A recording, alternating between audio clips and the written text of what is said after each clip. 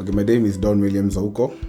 My mom named me after the country singer, Don Williams, because she really liked country music. And yeah, I'm a musician myself. I play saxophone. I've been playing it since I was 18 in 2007. After high school, I had a recorder, just a plastic recorder, and I used to play it all the time. So there's a time a cousin of mine was visiting from the United States, and she had a friend of hers, and she was like, I've never had, that's a silly instrument, but I've never had anyone play it so well. And she asked me if I wanted a saxophone. I was like, yeah, of course. So when she went back to the United States, she sent me this saxophone. And immediately I went to the conservatory, got lessons in it, and that's how I started playing the sax.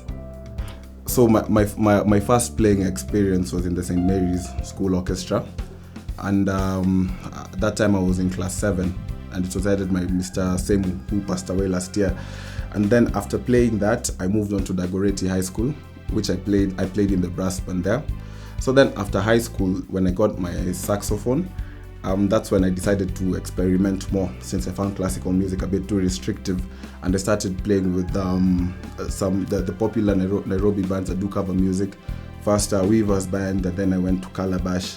Then after Calabash, I joined Eric Wainaina's band. I did a stint for like about a year with them. And still then I found the pop music was a little bit too restrictive, and that's when someone introduced me to jazz. And the first jazz unit I played with was with Mr. Mwai and The Truth. And that's who I still play with up till today. Yeah, so the greatest person I've shared the stage with is Jonathan Butler. When he came by for the last year's Safaricom Jazz Festival. So the day before the main concert, I was performing at Villa Rosa Kempinski with some band, and they were staying there. He was staying there, the whole band was staying there, and they were just having drinks while we were performing. And I started playing some song called Even the Pain that he did with Jello Jackets. And when he heard it, he got on stage to come and sing, and he ended up singing the whole gig with us.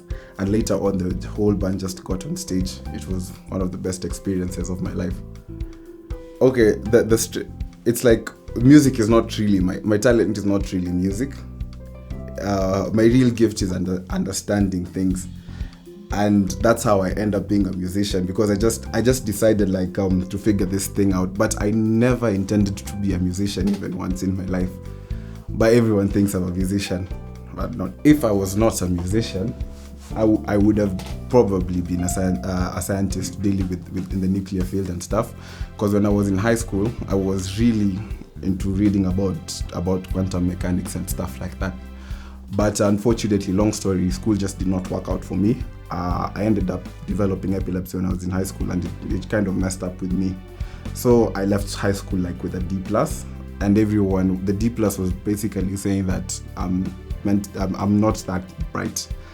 And so I lost faith in the education system, and I was like, let me do something where I can justify myself. And that's how I ended up getting into music. But my real gift is of understanding. I can see deep into things, let me say that.